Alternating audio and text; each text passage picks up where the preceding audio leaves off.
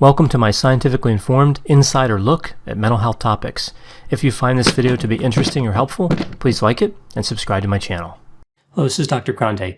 Today's question asks if I can look at the mental health and personality characteristics of David Koresh. So David Koresh was the leader of the Branch Davidians that were involved in the 1993 Waco siege. Another question here is related to the Netflix series Waco. So I will offer my analysis on David Koresh as well as this particular series we see on Netflix. Now, just a reminder that everybody I'll be talking about in this video are real people, so I'm not diagnosing anyone, only speculating based on what could be happening in a situation like this.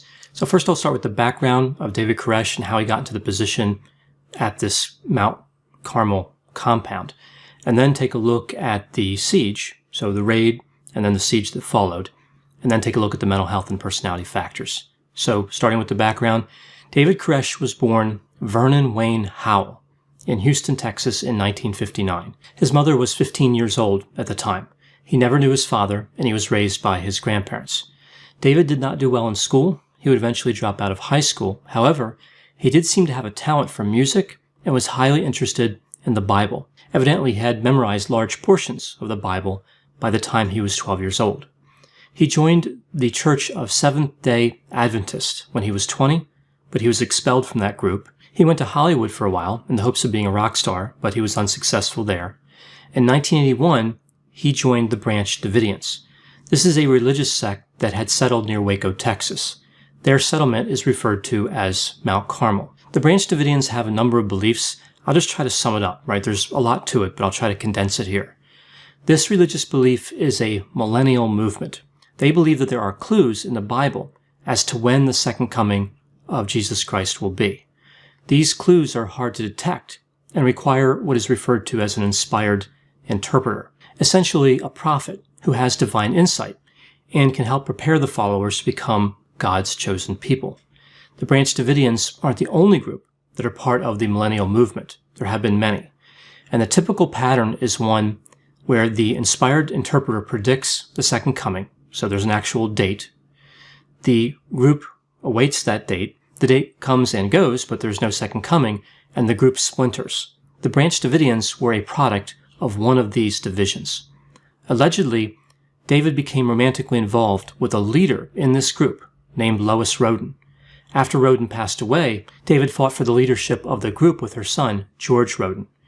David eventually broke off from the group, taking a few followers with him, but returned to Mount Carmel in 1987, where David and his followers engaged in a firefight with George Roden.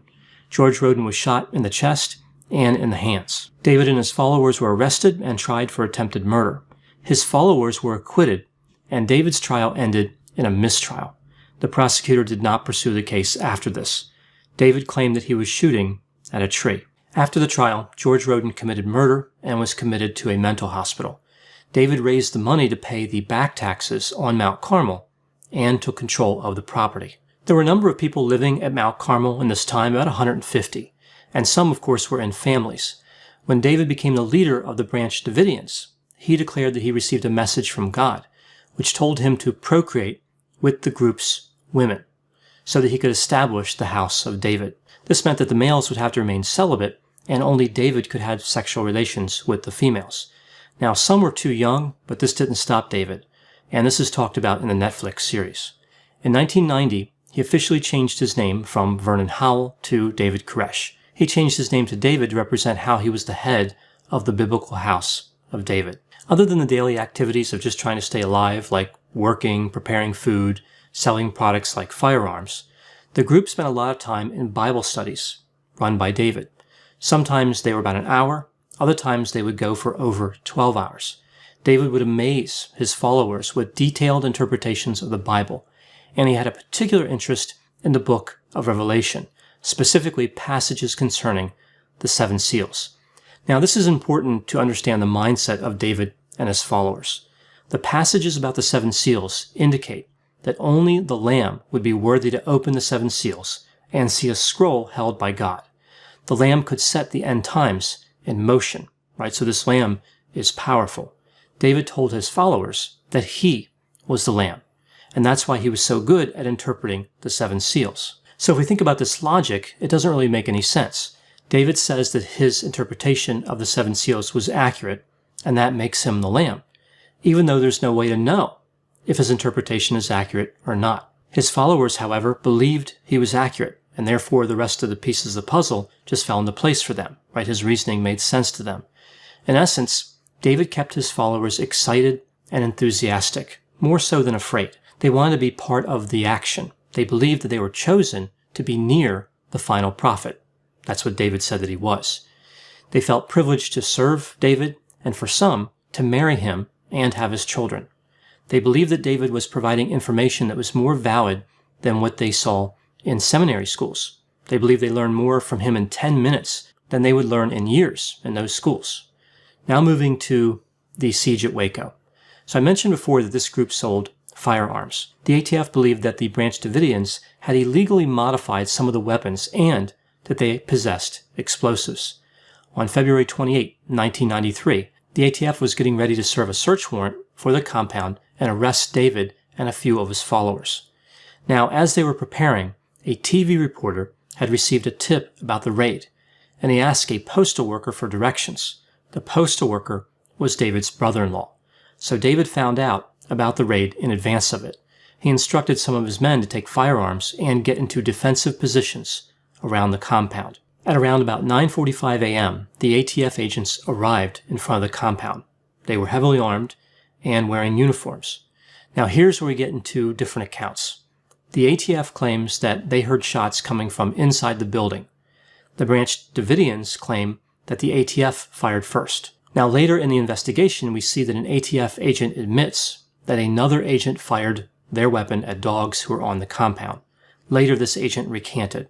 Regardless of who fired first, we know the ensuing gun battle lasted for over 2 hours, but the first 45 minutes were really the most intense. The ATF agents started to run out of ammunition toward the end of the firefight.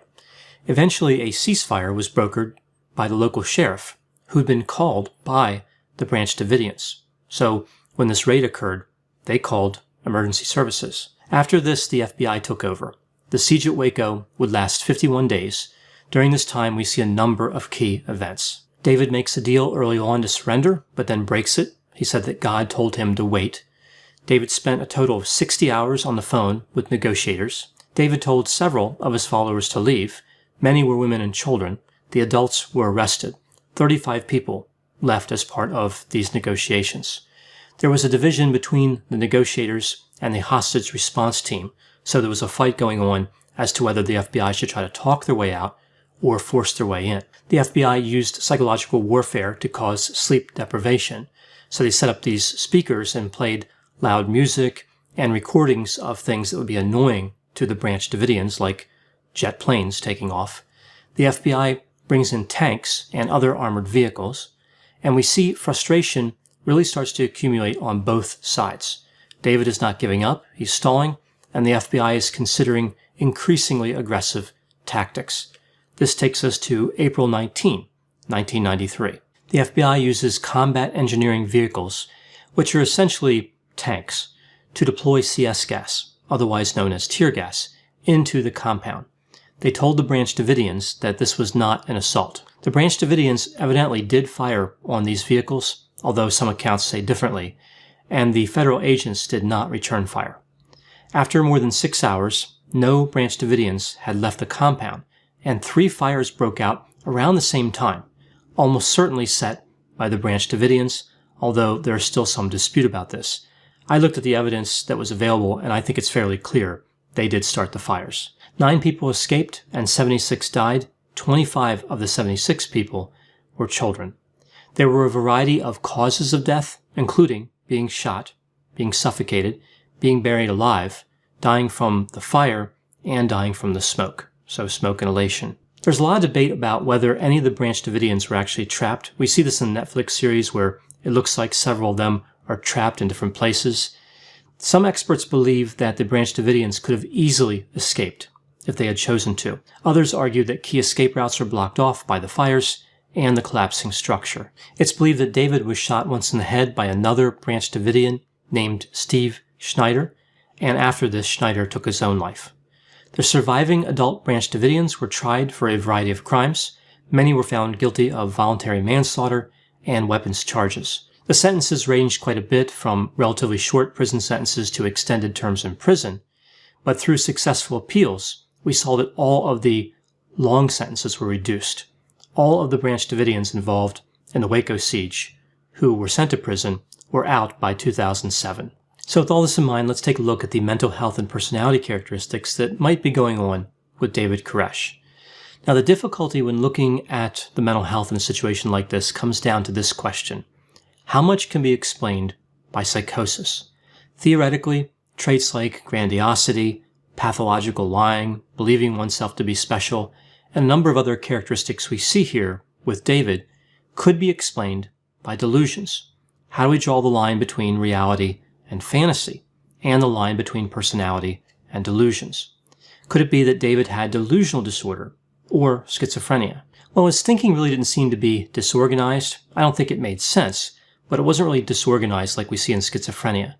And he didn't seem to have flat affect. So this doesn't really look like schizophrenia, but one could make an argument for delusional disorder. One of the symptom criterion with delusional disorder is, other than the effect of the delusion itself, functioning is not markedly impaired, and the person's behavior is not odd or bizarre. And this seems to align here with what we see with David. Now, when thinking about delusional disorder, and just having delusions in general, that explains some of his behavior, but there do seem to be personality abnormalities as well. And a person can, of course, have both personality difficulties and psychosis. Although there's no way to be sure if that's happening here, we do see some clues.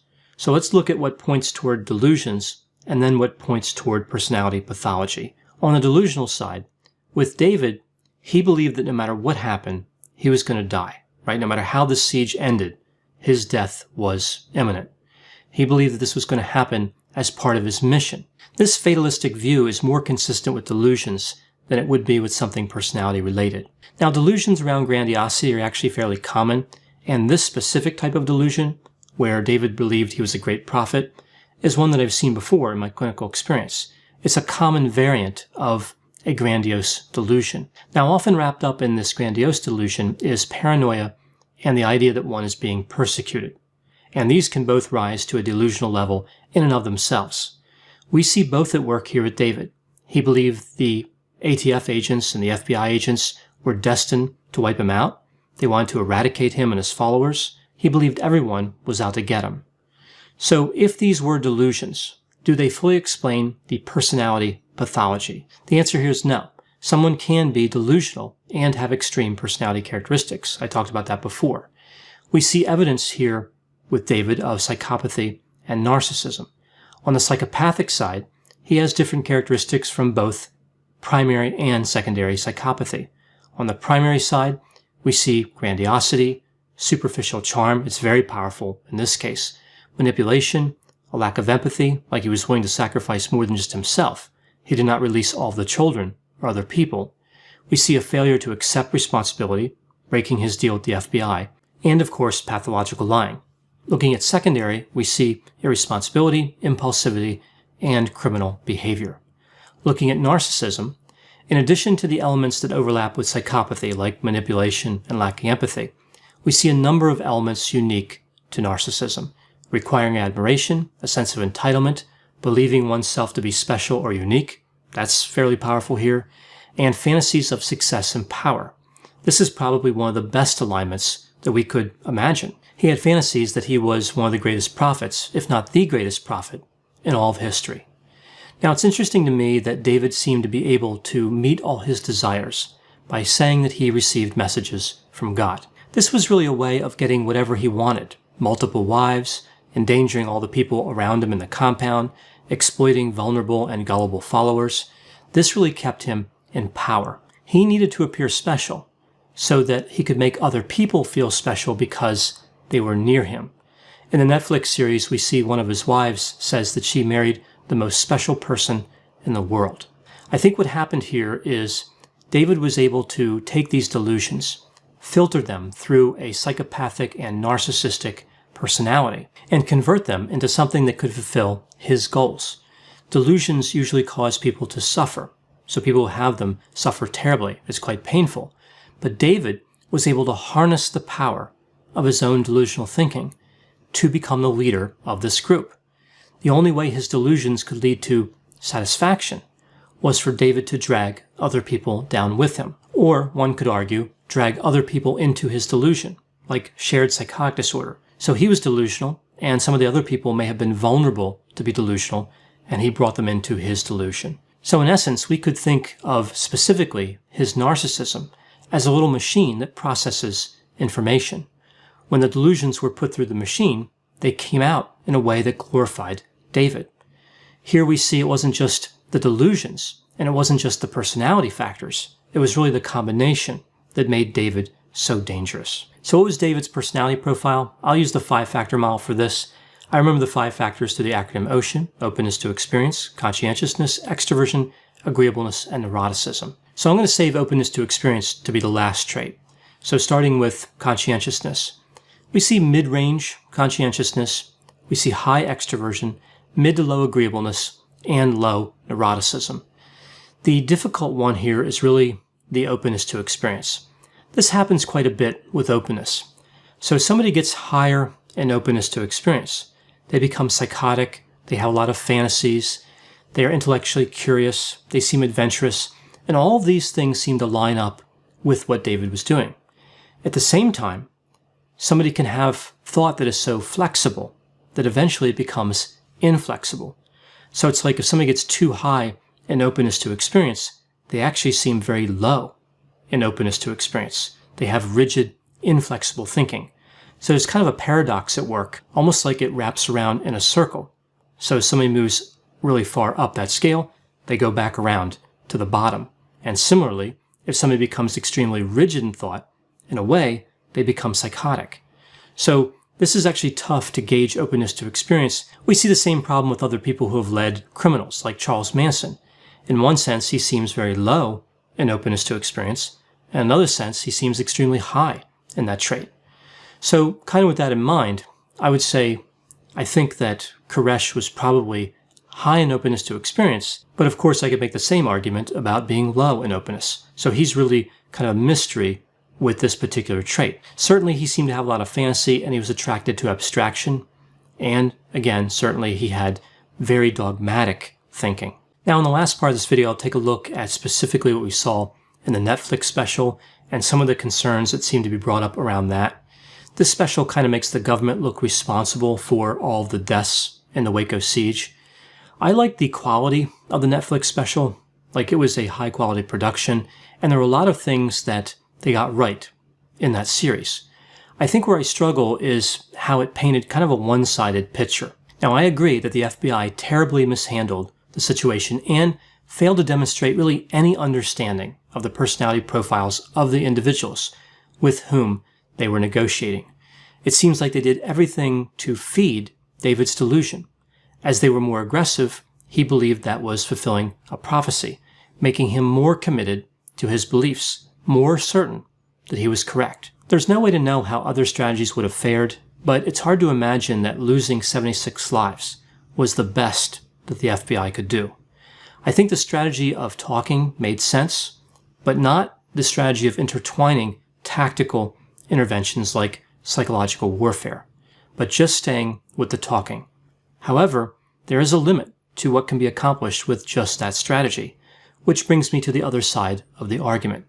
Some of the Branch Davidians were quite dangerous, including David Koresh, and having some be dangerous is enough to put everybody in jeopardy. They were not going to come out peacefully. The authorities had a genuine reason to worry about the safety of the people inside, and to worry about the safety specifically of the children. In a sense, by engaging in extended negotiations with David, they were fueling his narcissism. So with aggression, they fed the delusions, and with talking, they fed the narcissism. So again, we see both sides here really have an impact, the psychotic side and the personality pathology side. The FBI needed to hold him accountable at some point for what was going on. They were going to have to end the standoff. As I've often seen in these inspired by true events type series, they don't really capture the complexity of all the variables. David took all the mistakes that the ATF and the FBI made and converted them to fit his narrative. The FBI never understood that narrative. They never understood how David incorporated everything that he observed into the delusion. They never understood that David was committed to his beliefs. Instead, they labeled him a sociopath. Now, one could make an argument for psychopathic characteristics, like I talked about before, but that's just one piece of the puzzle. The FBI really should have tried to comprehend David's understanding of reality. Not just listen, but actually try to understand it. Through discussions about his specific delusion, perhaps they could have built goodwill and made more progress. Many clinicians know that when you're working with somebody who's delusional, you really can't always refute the delusion directly, especially early in the relationship. And this is what we really see that the FBI did. They refuted it. They made fun of David. That was going to get them nowhere. A better tactic would have been to say, all right, tell me about what you think's going on here, and to really get invested, to really truly try to understand his point of view. Then maybe they could have used their intelligence to create a narrative within that framework, within the delusional framework, that perhaps could have had David release more people or even give up at some point. They didn't really exercise enough thought, and again, they didn't understand how personality worked or how pathology worked in this situation. Now, there are a couple things I found interesting about the Netflix series that really don't have anything to do with mental health or not much to do with it. I just found them curious. Toward the end of the series, there was a scene where Steve threw the phone out of the compound. He got frustrated with the FBI and he threw the whole phone out. And David says, why would you do that, right? As if Steve was the one who wasn't thinking rationally, right? So David had all this irrational thought, and then he sees Steve do something that seems irrational and calls him out on it. I just found that to be funny. I don't know if the writers understood how that could be interpreted when they wrote that in. Like, I don't think they wrote that line to be funny, but I found that one to be quite funny. Like, you have two people who are completely irrational, and one's challenging the other. So like with all the things that happen there, throwing the phone out is what triggers David to realize that something is irrational. Also, toward the end of the series, we see that this tank crashes through the building, and David's watching it through his gas mask as it comes through. The name on the side of the tank was Avenging Angel. Given that David was prone to take different things as signs, Avenging Angel does not seem like a good name to put on the side of a tank, right? They might as well put something like Never Surrender or something, right? That's a bad idea with how he was thinking. I think a better name would have been Neutral Stimulus, right? Not exciting, not as exciting as Avenging Angel, but I think it would have had a lower chance of causing any type of expansion or furtherance of the delusion. My guess is the name Neutral Stimulus was pretty low on their list of names to name vehicles, right? So it was probably down there with Peaceful Resolution and Let's All Go Home. But either way, I think it would have been a better name, right? I think it would make more sense given the circumstance that they found themselves in. Now, I know whenever I talk about controversial topics like David Koresh and the siege at Waco, there will be a variety of opinions. Please put any opinions and thoughts in the comments section. They always generate an interesting dialogue. As always, I hope you found my analysis of this topic to be interesting. Thanks for watching.